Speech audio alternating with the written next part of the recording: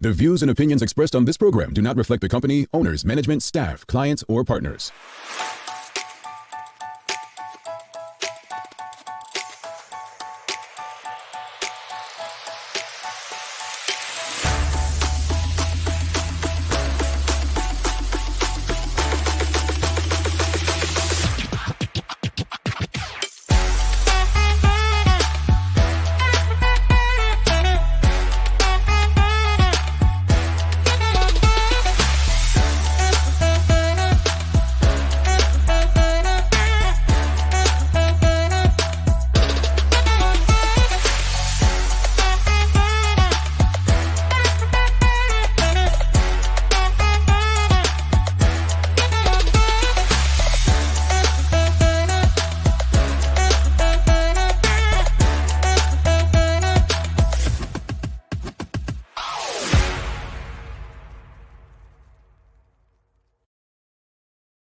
It's Tuesday, the 5th day of April, 2022. Welcome to the Daily Hour, brought to you by Medical House One Communications and Lindos. I'm Jamal Hartman. She's Sencha Durham.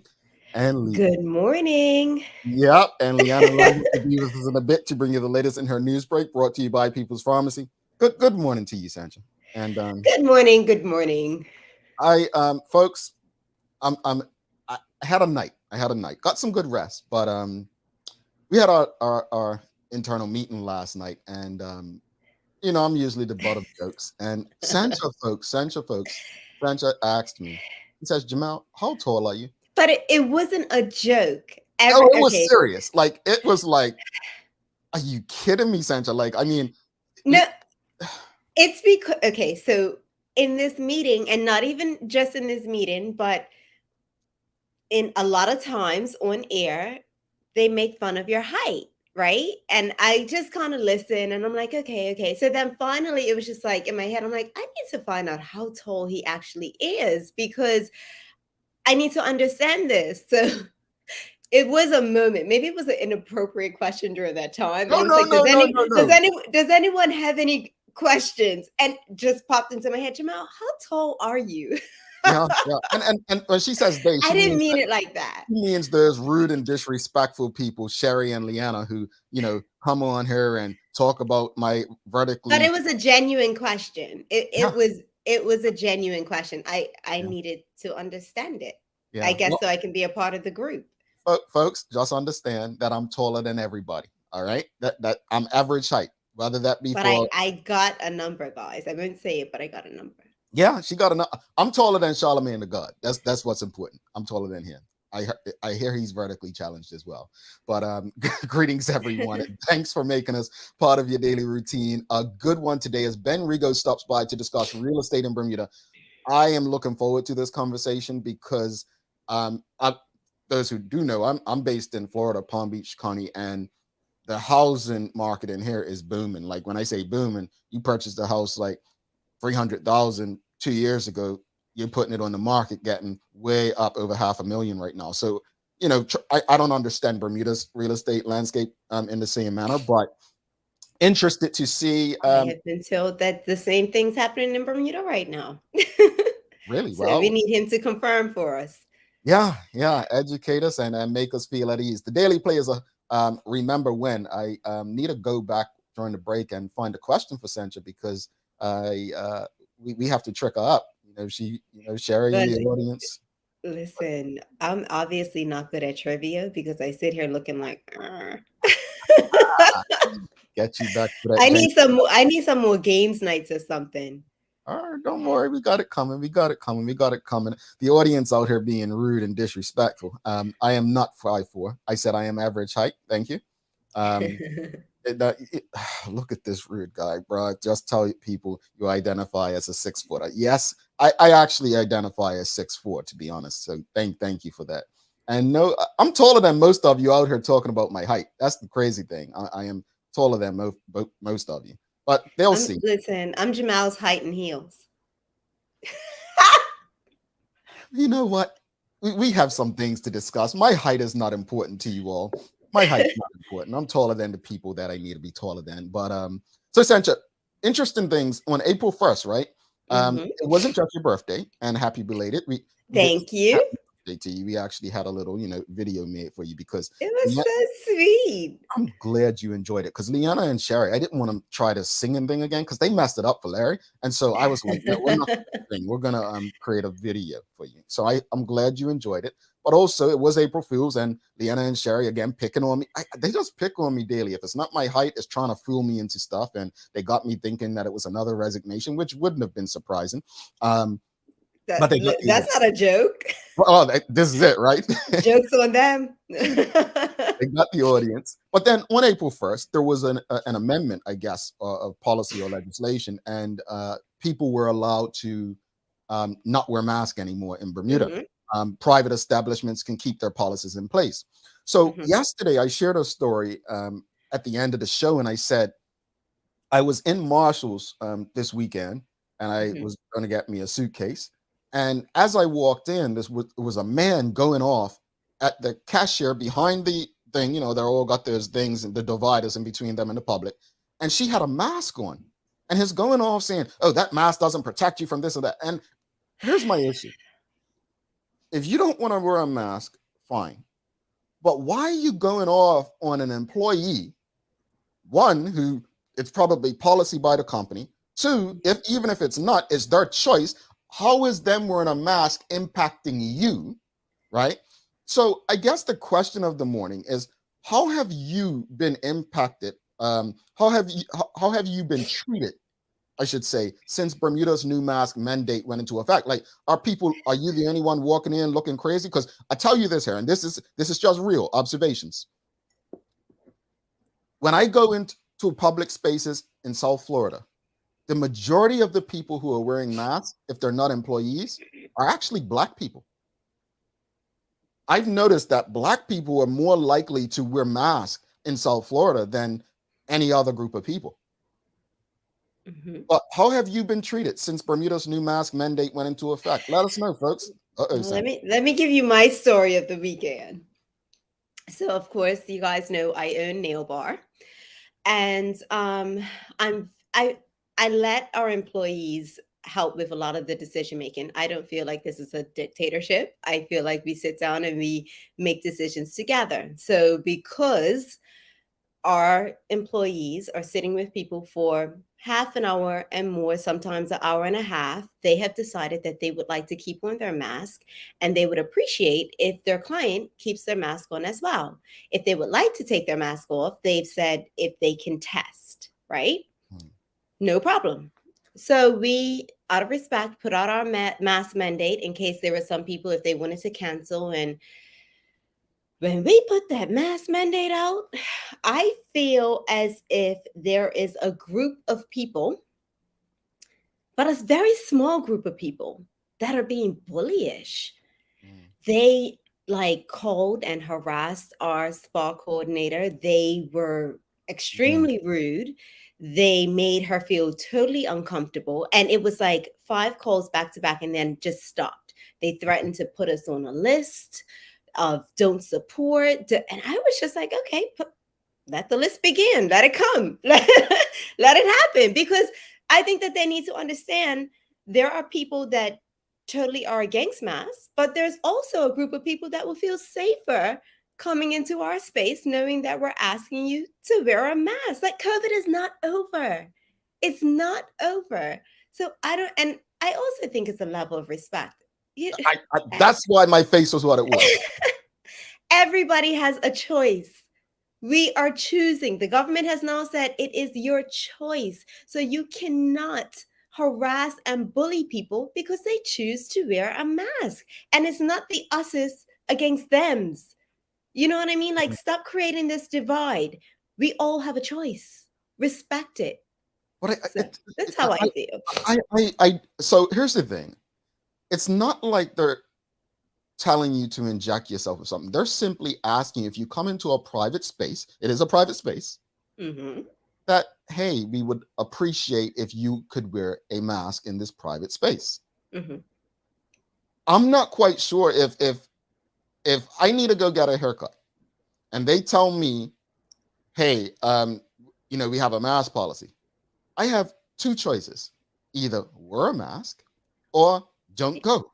I'm Exactly. And we're not saying, oh, you have to pay because you cancel. No, we understand. We're totally okay with that because you have a choice. I'm not quite sure what the issue is, honestly. Yeah. And another thing happened to me. I was in a store and it was like again the us is against thems. And I had on my mask. I choose to wear my mask for, Mhm, different reasons. mhm. And it was two people in front of me. And this man was paying at the register and he didn't have on his mask. Like he felt like he was like bad. Like but it's okay if you don't wear it. And it's just like, I'm not wearing a mask. That's how you feel comfortable. But it was almost like he was proving a point. But when he turned around and he was walking out, it was another lady that didn't have a mask on. And he looked at her like, yeah. It was just like, what was that? Well, I guess it's a badge What of honor at was this point. that? Yeah, I guess it's a badge of honor to not wear it, show that we're not abiding or Tough.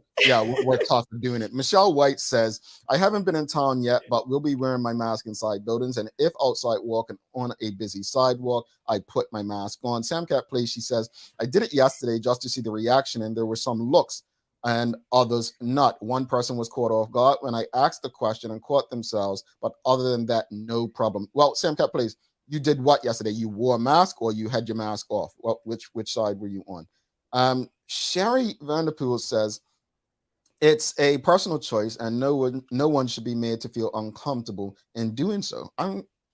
Yeah. Yeah, yeah. I don't quite understand why we would be harassing someone who's doing something that they believe is protecting themselves. I could understand if it was someone was legit out there trying to harm people if they know they were sick and they were not protecting others around them, right? Yeah.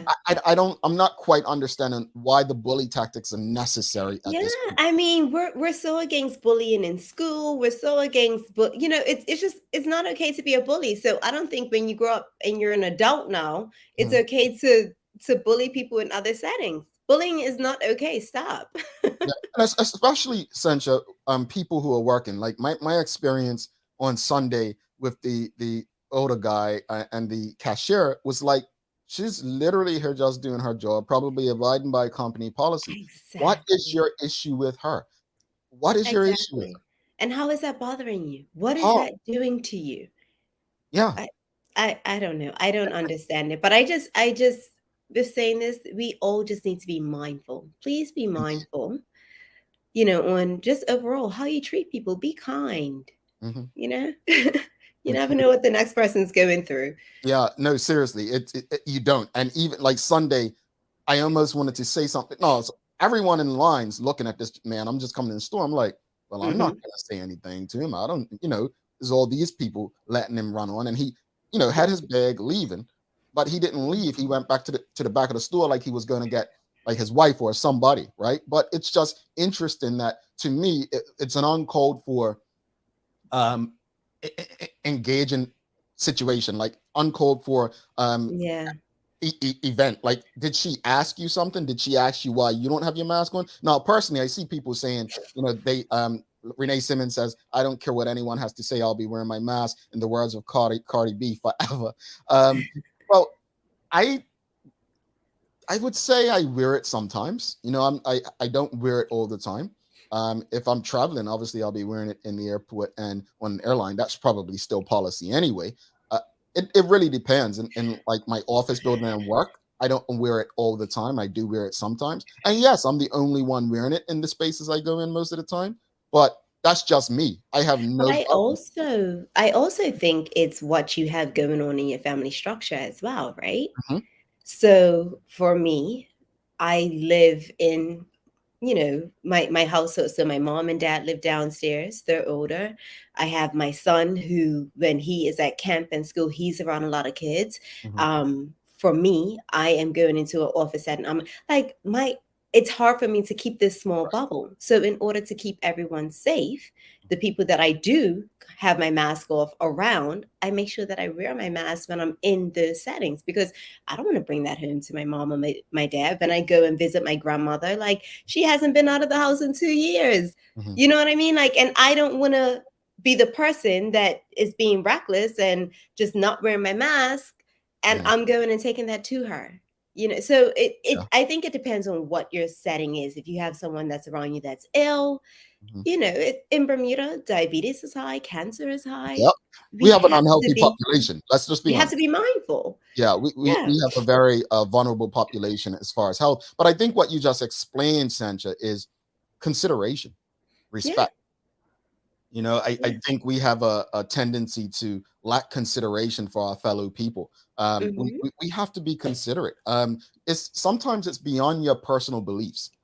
Yeah. Sometimes it's really about the bigger picture, and at the end Yeah. of the day, you can believe what you want to believe, but that doesn't mean that you have to put others at risk because of your opinion and beliefs. I believe a lot of things that are way different from a lot of people, right?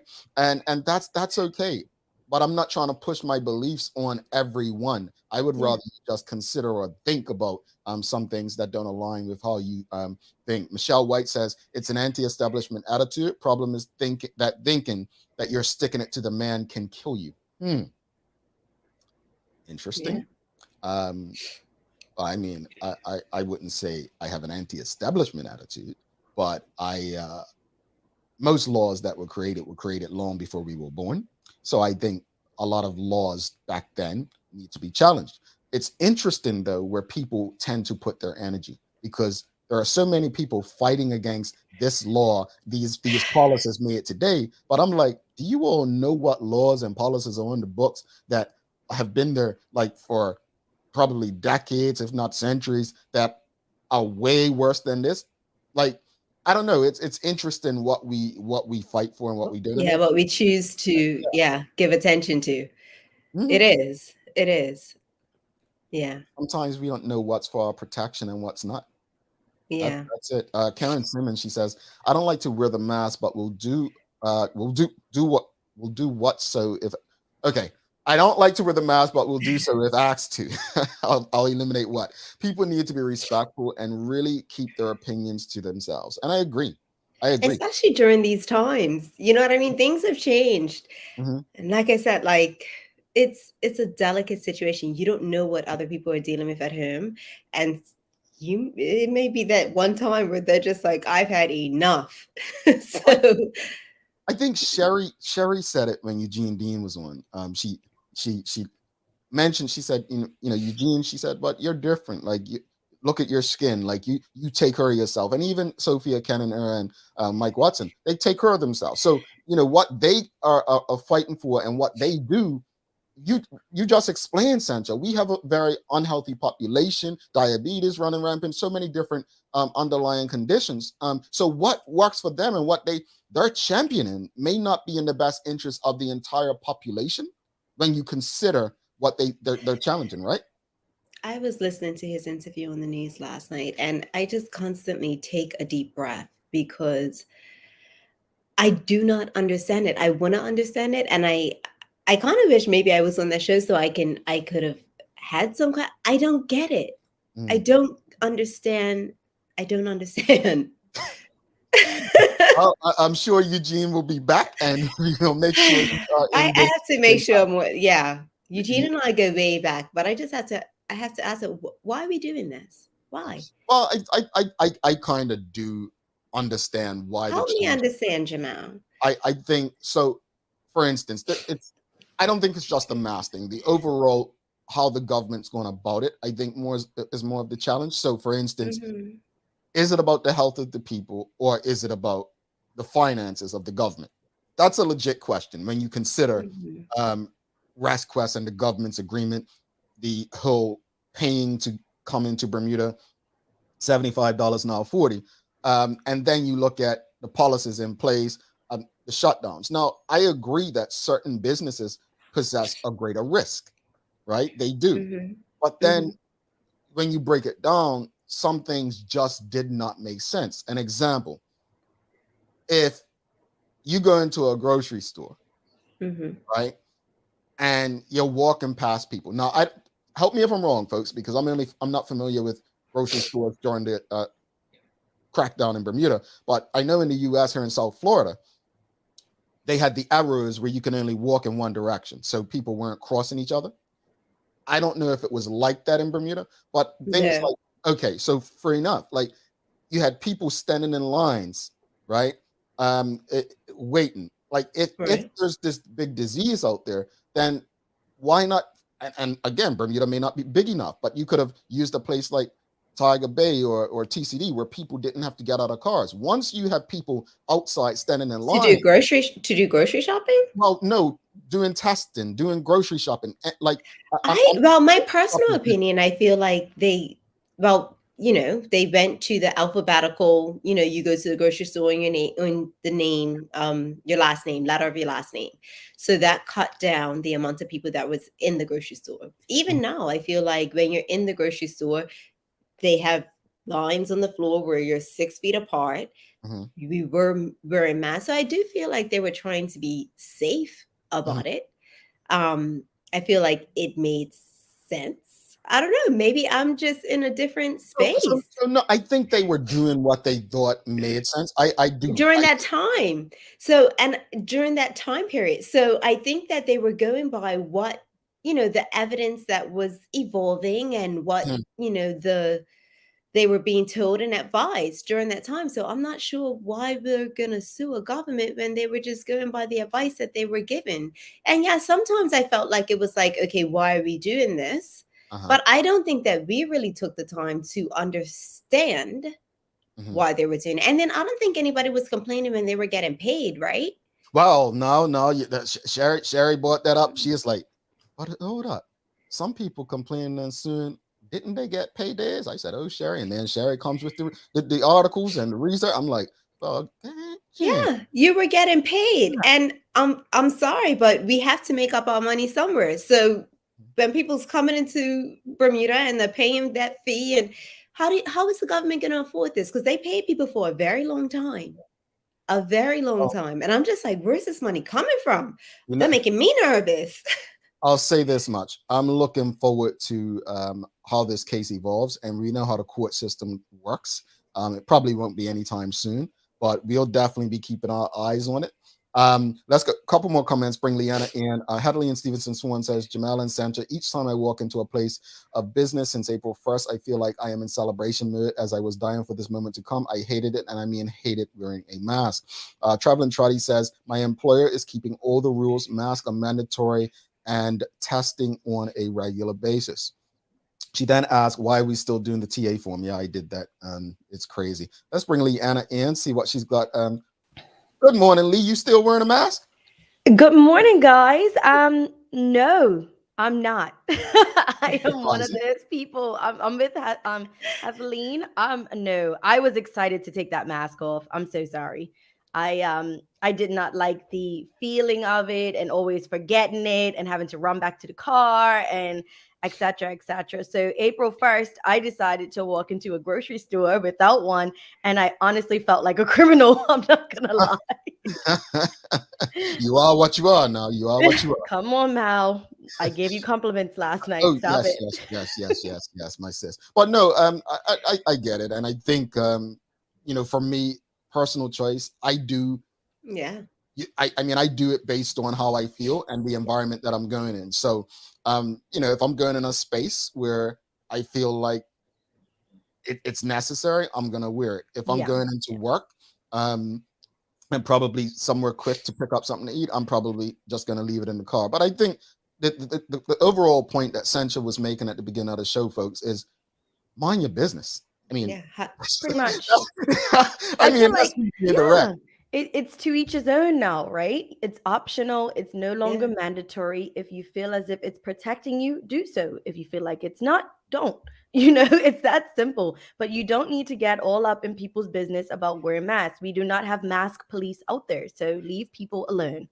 Exactly. And stop bullying people. If you see somebody working at their job and they're wearing a mask, you don't know if it's policy, you don't know if it's personal choice, and quite frankly, They it's could none of be your business. sick. Right? Exactly. They could be protecting you. That's what these people Yeah. do.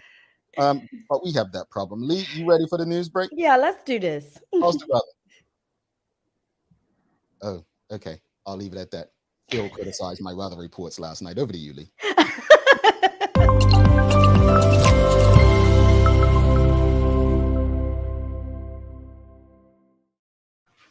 Thanks, Jamal and Sancha. Good morning to every one of you out there that's tuned in with us today. I hope everyone is having a great start to this bright and sunny morning, although a bit cool weather. I'm Leanna Lambert, and it's time for the Daily Hour News Break brought to you by People's Pharmacy.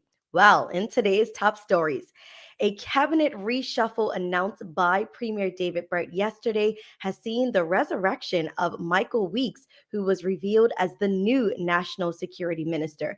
Meanwhile, Vance Campbell was appointed to the role of Tourism Minister, while the Premier will continue in the position as Finance Minister. Now, the shakeup came after a public bust-up with Renee Ming, the former National Security Minister, last week. Mr. Weeks is said to have left the post of Social Development Minister back in 2018, and at the time he had denied being fired. Well, Mr. Weeks said yesterday that it was up to the public to get involved in tackling violence on the island. Mr. Campbell, on the other hand, added that he would put all his efforts into rebuilding the island's tourism sector, as it was vital to the island's prospects of economic recovery. Now, during the swearing-in ceremony yesterday at Government House by Governor Rainer Legley, Premier Burt said that when he held a constituency surgery on Saturday, no one brought up concerns about his leadership or suggested turmoil in the government's ranks. He said, quote, "It's very easy to get distracted by rumor, innuendo, and speculation," end quote. In other news, a 69-year-old man sadly died yesterday after he fell into the waters off North Shore. The Coast Guard, police, and an ambulance crew went to Penhurst Park dock in Smiths after they were alerted by a 911 call just before 12:30 p.m. Now, police say that the Smiths Parish man was recovered from the ocean and life-saving efforts commenced, which continued as he was rushed to hospital via ambulance. However, sadly, he was later pronounced dead at the hospital. The spokesperson added that the victim would not be identified until after the next of kin were informed. They said that inquiries continued and anyone with any information that could help should call 211.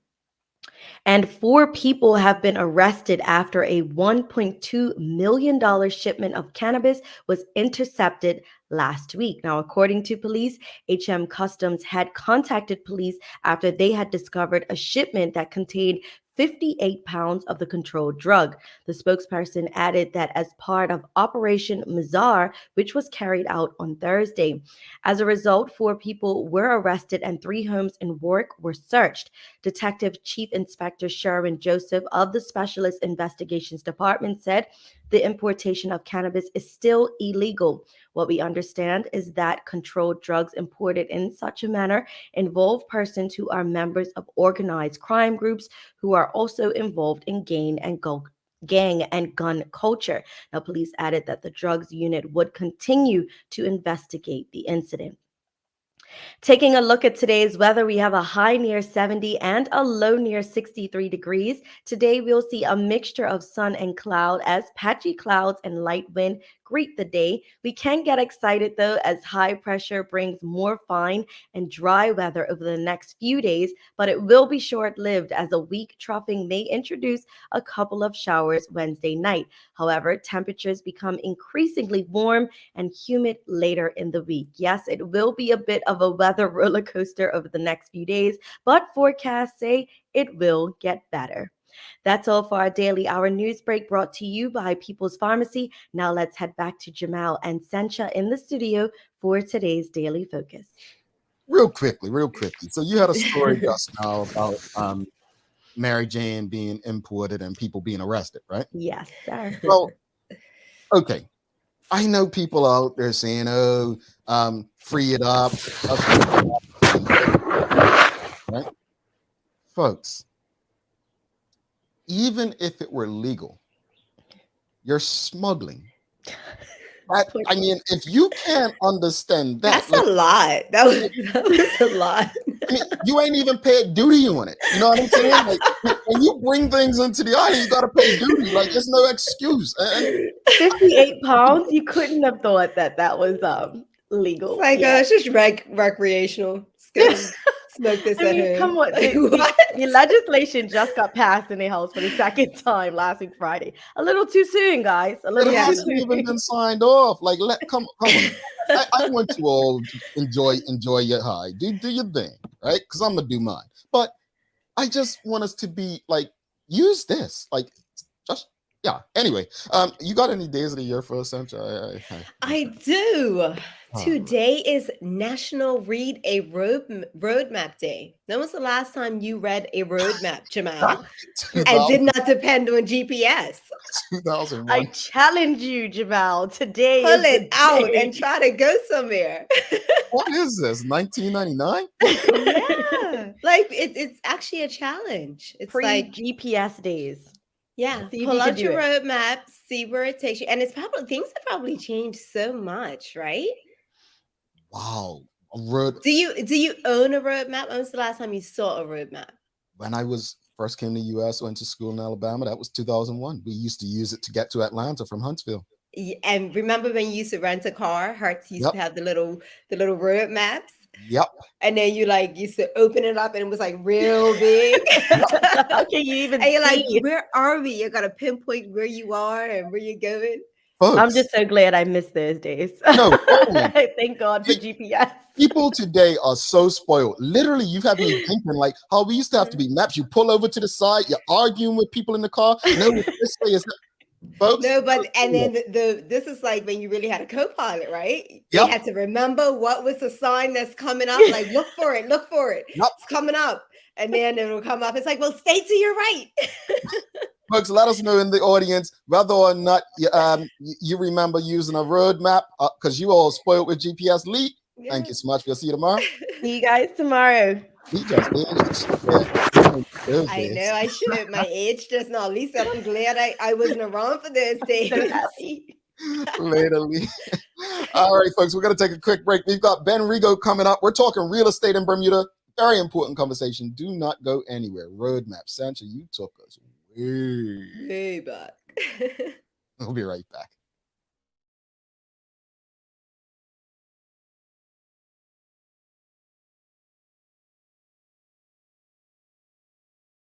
Let's face it, life can be a little wild, but shopping doesn't have to be.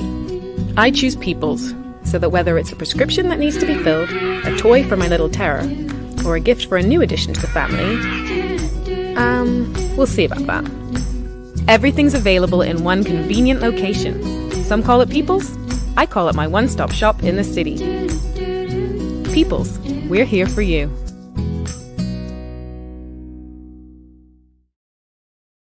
Most of us identify pasta with the joys of Italian food, the most popular cuisine on the planet. After all, pasta is the staple food of Italy, where hundreds of varieties are enjoyed daily. While traveling in the Far East, the founder of the Explore Cuisine company was surprised and impressed by the variety of exotic pastas he found, sampled, and enjoyed there, and resolved to bring this knowledge back to enrich the cuisine of the West. This month, we're featuring delicious Explore Cuisine organic mung bean fettuccine and black bean spaghetti.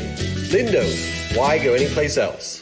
Mom's celebrating her 70th birthday next month. Have you noticed her age is catching up with her? Yeah. Plus, she's having a hard time getting up and around like she's used to. I would sure hate to see her fall. At Medical House Limited, we can help make life situations easier. We have electric beds, motorized scooters, bath stools, walkers, you name it. Mom's been real good to us. We'll get her birthday and Christmas gifts from Medical House. Medical House has relocated next to the Dendy Town Field. Number 6 Bakery Lane, Pembroke. Telephone 292-3622. All righty, welcome back to the big show. Sancha Durham, myself, Jamal Hartman. It's the Daily Hour brought to you by Medical House One Communications, Lindos, and People's Pharmacy. Without further ado, let's bring in our guest for the day. We've got Ben Rego in his house. We're talking real estate. Ben, welcome back, brother. Thank you, guys. Thank you. I'm feeling good. I'm feeling taller than you. I'm feeling mighty today. Wow. Well, you know what? Ben just jumped on the bandwagon. I was waiting for that. It's all good. It's all good. You know, I if I ever get an invite on Keys of the Rock to discuss my well, I don't know what I'll discuss because I know absolutely nothing about real estate, but you might be looking for somebody to sit in for you. Just let me know. I'll get you back then. How's that? Absolutely. All right. But Ben, you guys obviously you do Keys on the Rock, but before we get into the conversation, just explain to people. For me, the name Rego and real estate goes together, but just explain how you got into real estate before we jump into the convo. Yeah, I mean, so my grandfather, I guess let's go even further back than that. My great grandfather moved to Bermuda from the Azores. Didn't speak any English.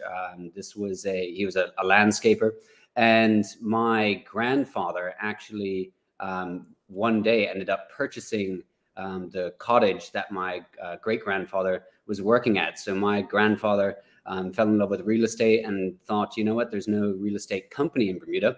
And in 1949 formed Rego Realty, as it was back then.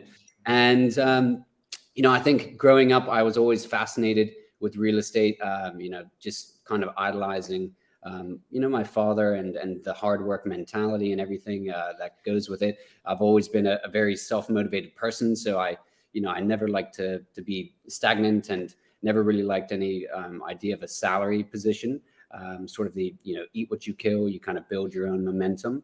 And yeah, it was nothing that I was forced into at all. I always thought in Bermuda, gosh, get into banking or reinsurance or something like that. But as I grew older, I kind of gained the confidence that, maybe I could do this. Gotcha. So how are things going with the Keys to the Rock podcast? Yeah, so shout out to Daniel Woods and our team with all of that. So it's been very fun. I mean, our good friend Jade E actually had the idea of doing this. So Daniel and I have been good friends since we were young, and it was just kind of, and with his background in appraisals and everything, and me in real estate, and we both have good spheres of influences that we're trying to build up. And it was just a nice, informative way to bring value to the Bermuda public about what is there's so many myths to do with real estate. Also, there's so many relatable kind of industries, whether it's, construction or interior design, et cetera, et cetera. And so every month we, on Keys to the Rock, we have different guests. The most recent one that we just posted the other day was a real estate lawyer. So that was a wonderful episode. The next one that we're shooting, we are having two young Bermudian girls who are interior designers. So really looking forward to that experience with them. And, it's just, as I like to call it, it's kind of like back scratch marketing, where, we like showcasing other companies and people and networking with them. And, it's great to kind of form those connections. And likewise, for Daniel and I too, and our platform. Indeed. What is the state of real estate in Bermuda right now? So definitely similar to what's going on in a lot of the other, bigger global markets right now. We are seeing bidding wars. We are seeing price points going up. Certainly, the average days in the market are certainly down. It's not quite to the extent as Jamel and I were talking backstage. It's not maybe to the same levels as what they're realizing, let's say in Florida. But without a doubt, I mean, just as an example, one of my most recent listings, one of my most recent posts as well on social media, was a house in Warwick for $1,175,000 in a red house. And that property about 2 years ago tested the market with a company at, I think it was just over $1 million. Back in 2016, it was on the market for just under $1 million. And both of these situations, it didn't sell. And this time, knowing the market and what it's doing, and that even appraisers, everyone's cognizant that prices are going up. I said to them, I was like, look, let's test it at a little higher price. I think, in this market, you can achieve it. And so we tried it at 1,175, as I say. And within 10 days, I had 21 tours, which is just pretty ridiculous. And it's already gone to contract with a young Bermudian couple who, funnily enough, maybe this will give it away. Bermuda's a small place. But the day that they toured, she actually went into labor about an hour after the tour. So for their first child. So perhaps, but and again, if something goes very quickly, clearly that means that the seller is taking a price that is, pretty respectful of what the asking price is. So I would say prices are up 30% just because of that. Wow. So I guess that's safe to say that it's a seller's market right now. Can you explain to people the difference between seller's market versus buyer's market? Yeah, so definitely, yeah. It's all based on, supply and demand and overall kind of the overall confidence of, the buying populace. So definitely in a seller's market, there's less supply, but also you need buyers who are, keen to buy as well. And that's definitely what we're seeing. We're seeing a lot of confidence in putting money into real estate assets, which again, 2 years ago or whatever it's been, time flies with COVID, right? But, I think we've all been quite shocked at the level of activity, not just in Bermuda, but around the world and with real estate. And I think that maybe people, in these times, whether they've liquidated some other, assets, electronic assets, or if they've been sitting on cash or what have you, I think they are realizing, you know what, I want to invest in things that are real, tangible assets. Maybe they're working from home more often and not going to the office. They want a bigger bedroom, maybe a bigger bedroom or a pool. And they're really looking to invest in their family for their enjoyment, especially, I think when we've been in lockdown, everyone's looking around their properties and kind of getting sick of where they are. So it's been an interesting uptick. But yeah, that seller's market that we're in is definitely the case. It's not going to last forever. It's been going on for, let's say, about 2 years. And from speaking, I've been in this for, 13 years now, in real estate from Boston to Bermuda. But in speaking with professionals who've been in the industry for, 40 years, they've seen this happen, 4 or 5 times in their careers. So we know that everything is cyclical and it's not always going to, be this sort of bubble experience that we're realizing. So that's some of the positive changes that have happened since COVID. Are there any negative effects that you've seen?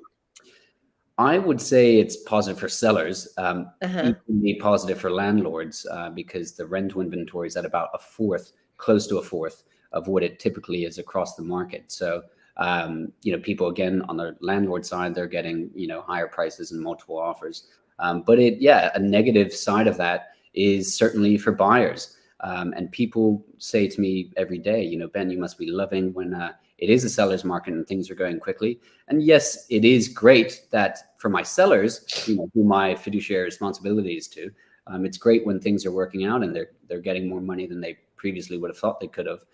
But ultimately, I've got people from all walks of life, whether they're buying their first home or whether they're retiring and downsizing, and buying, the final home of their life. And for them, it's an incredibly emotional experience when they're not able to be successful in purchasing property. So, some people are certainly getting very disheartened. And it's kind of my job, as people say, I should be a therapist if I wasn't a real estate agent, but to just kind of go through that journey with them and forever kind of keep positive and, understanding of the different experiences that people are going through, and to do my very, very best around the clock to be a resource to them. So obviously there are a lot of first-time homeowners, like people looking to be first-time homeowners, and it doesn't look like it's the right, or I wouldn't say right, but it's not a easy time for them to be able to purchase. What's your advice for them being a first-time homeowner and looking for property in Bermuda during this time? Number one, absolutely, would be to get your pre-approval. And I've touched upon this many times, just on the podcast as well. But let's say you've always banked with HSBC. If I mention that, I have to mention the other banks: Clarion, Butterfield, BCB, whatever it's going to be. But really, even if you have an affiliation with one of the banks, go to all of the banks. You might get a better rate at a different bank. And that's, I know someone, they were a premier client at one of the banks, and they went to another bank and actually got a better rate, which was incredible.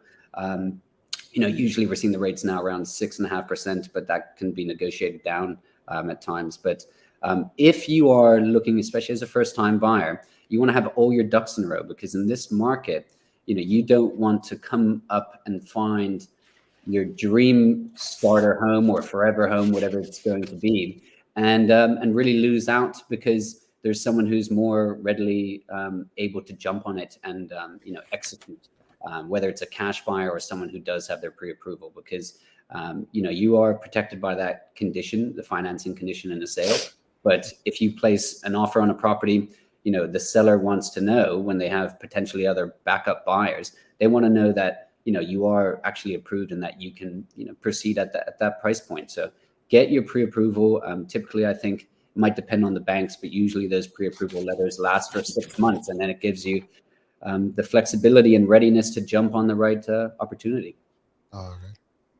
So what is some advice you would give for someone looking to be a real estate agent during this time? Based on this conversation, they're seeing you like, oh, this is a cool job.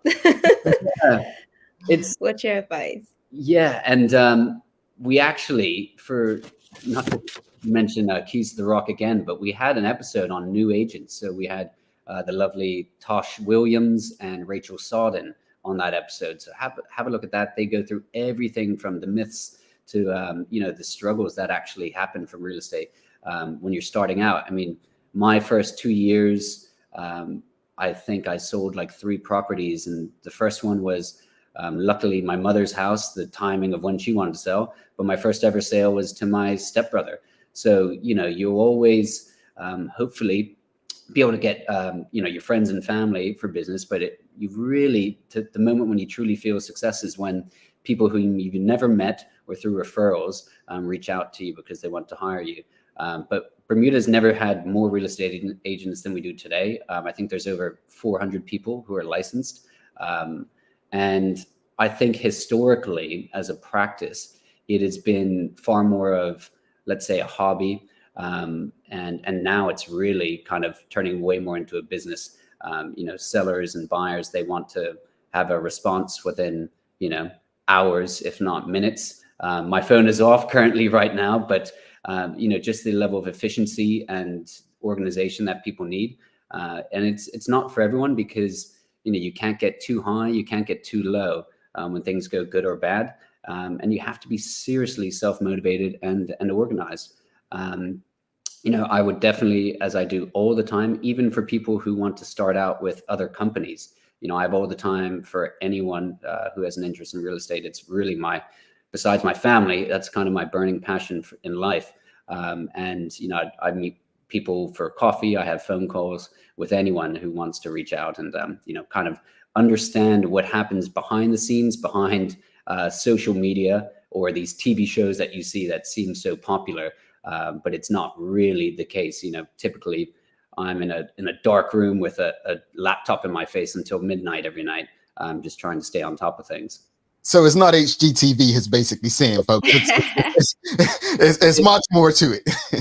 There's a lot more to it. And, gosh, you don't want to count your commission before it hatches. Sometimes, especially when you're starting out, you can really, really get upset about things. And, nothing's guaranteed. I mean, we might go 3 months, 4 months without a dollar, coming into our account. And then, that 5th month, you might have 3 closings. So it's tough, but it's a relationship-based business. You have to, be able to network and, really kind of be your own brand. And people know I'll get out of bed on a Sunday morning to show a studio rental. For me, it's any price point, really kind of keen to never just focus on one area of the market. I'm ready to go because again, people, they go in stages in their life. They might start with a studio rental and then 5 years time, they might be buying their first house. And I never want to take anyone's real estate journey for granted. And, I'm there for all transactions. I like that story. I mean, you never know. Someone you're helping today could still be a client 2, 3, 4, 5 years from now. So it's not like you sell a house and it's over. But also what I got out of that, and Sancha is an entrepreneur. So I got to be a real estate agent. You have to have an entrepreneurial mindset. You are essentially an entrepreneur. If you have any questions for Ben, please feel free. We'll try to get through as many questions and comments as possible. Sean Smith's asking, how can the average Joe determine comps in Bermuda? So that's a good question. And I wish that we had more of an MLS, which multiple listing service system like they have in the States and other countries. So we at our company, there's another company as well. Since we're bigger companies, we actually have databases with every comp, the house next door, things like that.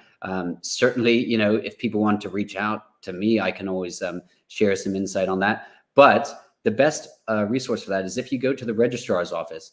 Every single house, property, land, anything that's ever transacted, you can look it up there. It is time consuming, but that is available to the public.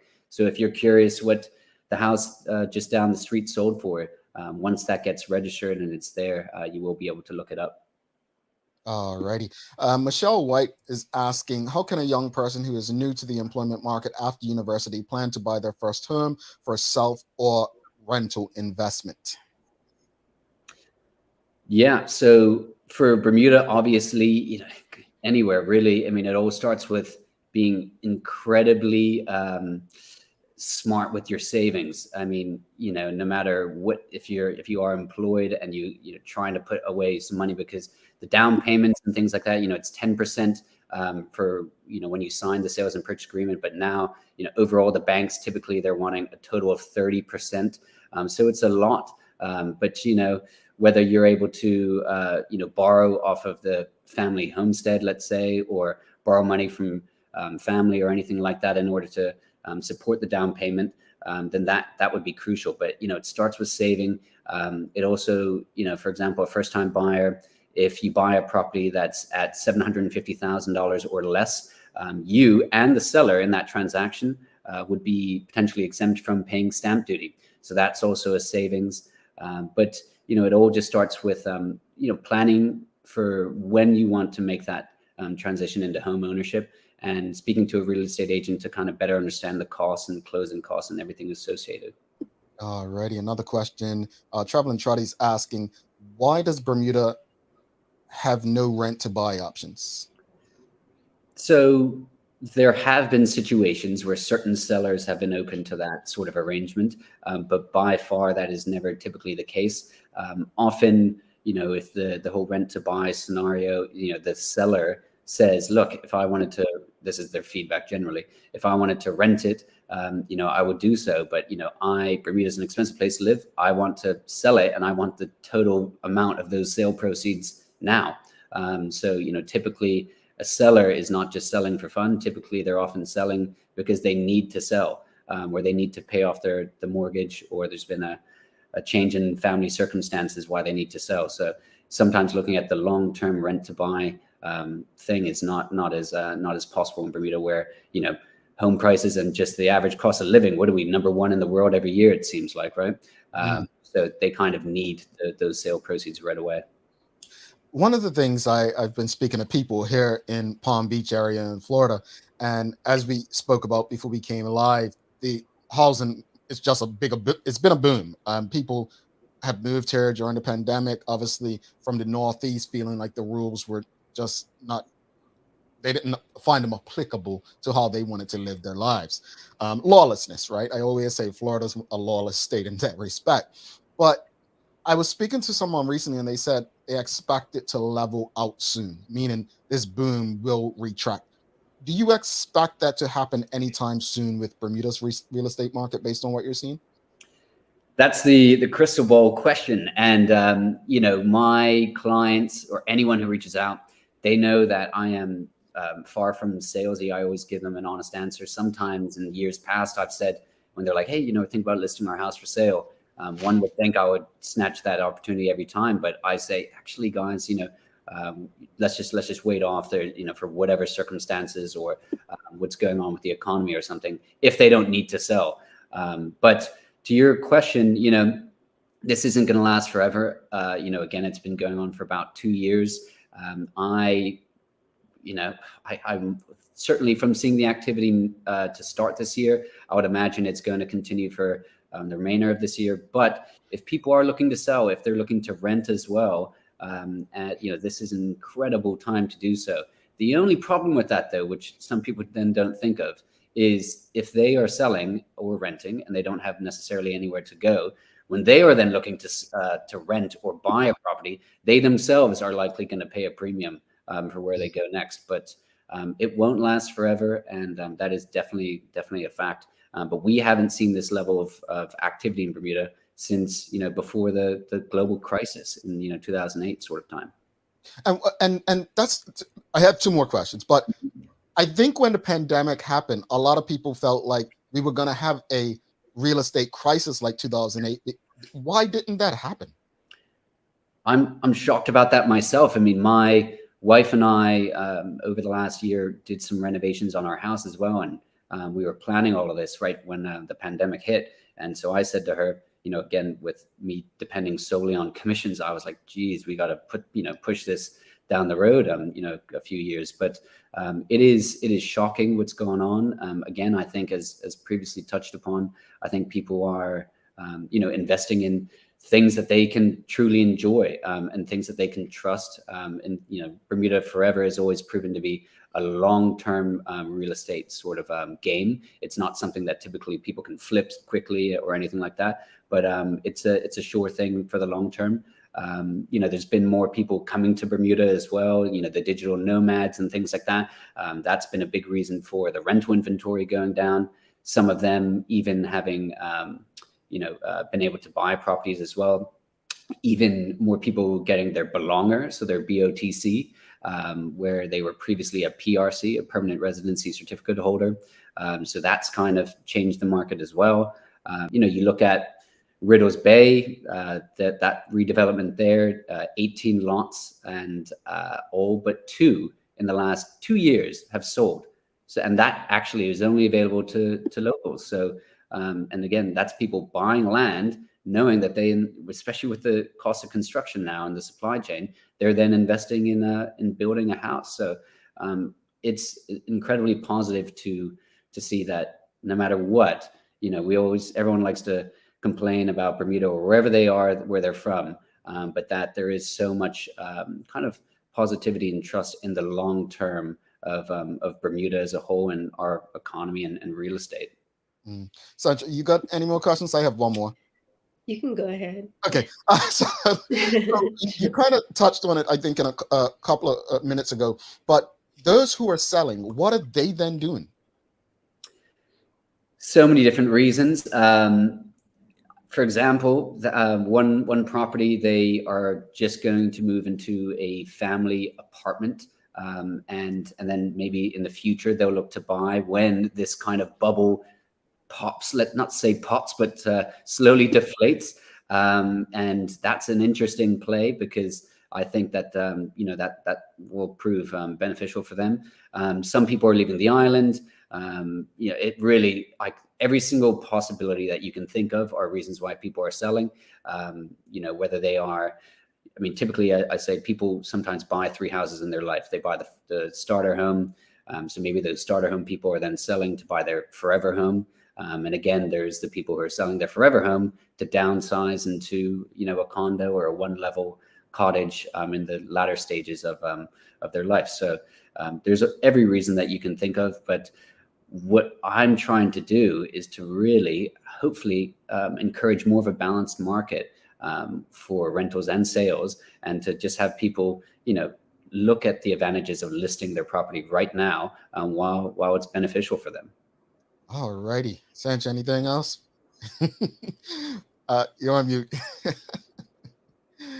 Sorry, I'm sitting here learning a whole lot. Yeah, no, Yeah, this was taking it all in. Class was definitely in session. Ben, thank you so much for this. And folks, if you're trying to get in touch with Ben, his email is at the bottom of the screen, as well as his Instagram. I'm actually fascinated by what I see you share.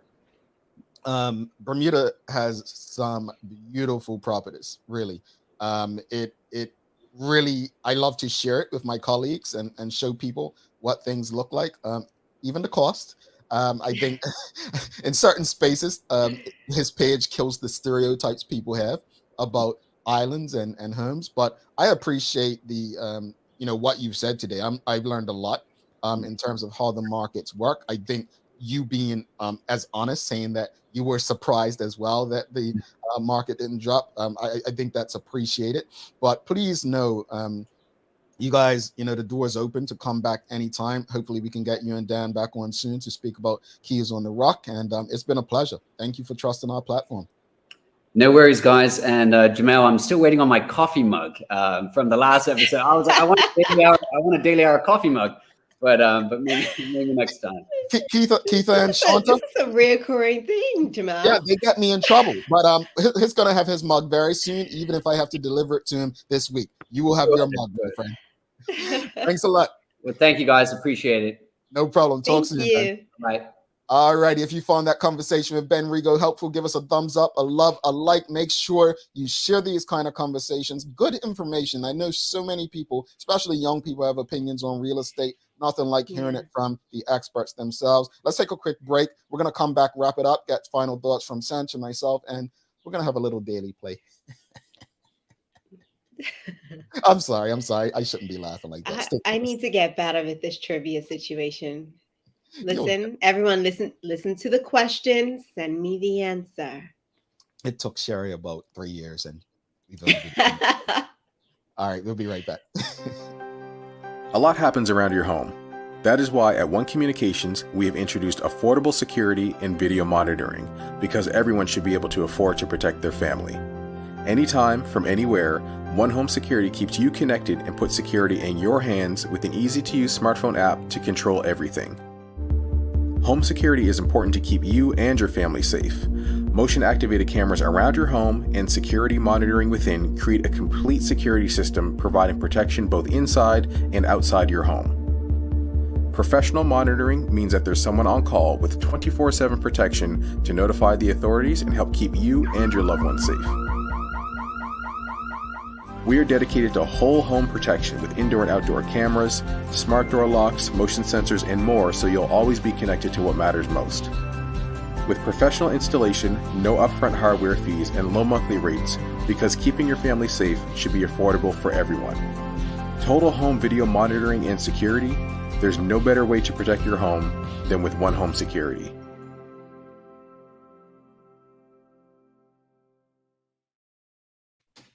All righty, welcome back. Thanks again to One Communications, People's Pharmacy, Medical House Linders, and thanks again to Ben Rego for stopping by. Very important conversation today.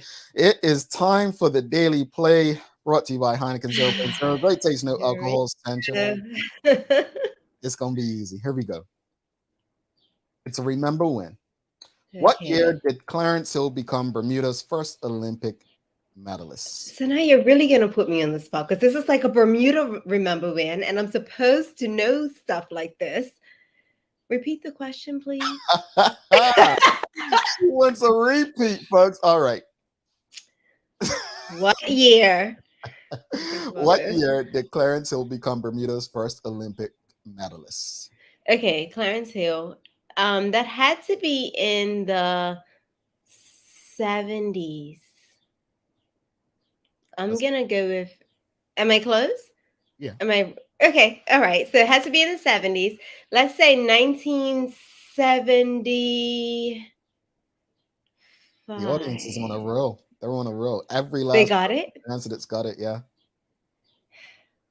And none of them have my phone number. I'm going to say 1975. 73. 76. I'm always like that close. 1976. It was okay. 70. I said 75. Okay. So we That's did ask enough. a question before we asked where did he win it, and that was what was it? He won that medal in Montreal. It was in Montreal. So became Bermuda's first Olympic medalist when he won the bronze in boxing in 76. Yeah. So you got close. You said 75. Listen, I'm actually kind of proud of myself, because last time I was pretty close as well. I said 1986, but it was 89. Today I said 75, but it was 76. I'm almost there. She's getting close, folks. She's getting close. Yeah. I mean, not quite, there, but hey, baby steps. Yeah. I'm still early in the game. So imagine like a year from now, I'm going to be like, popping them out. Yep. Just don't look to Sherry as an example. So any final thoughts on today's show? It was really interesting for me today. Learned a lot. I mean, I have had a pre-approval letter for a year and a half now and still yet to buy anything. So it's definitely a booming market, because whenever I bid on something, they're like, oh, it's gone. Mm, So hopefully it levels out a little bit so I can practice something. yeah. um, but yeah, it was interesting. And, I am gonna leave us with a, a word. And it's we all require and want respect, man or woman, black or white. It's our basic human right. And that's a quote from Aretha Franklin. I like that. And that ties into the first part of the show, folks, about Yes. ask, like, just respect. Like, whatever you do, just think about respecting other people and their space. How you want them And to their respect. choices, Yeah. right? Yeah. Yeah. Thanks again to Ben. Honestly, like as Sancha said, learned so much from that conversation. And maybe I should go and get pre-approved for something. I don't know what, but maybe I should go try to get it pre-approved for It's something. it's like it's almost like just a little security. Like if I want to, I can, Yeah.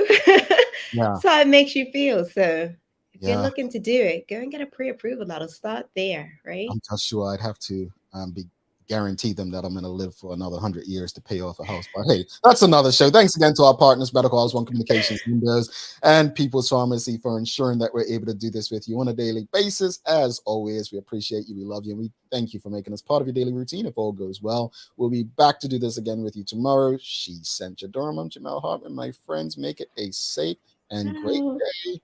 Peace.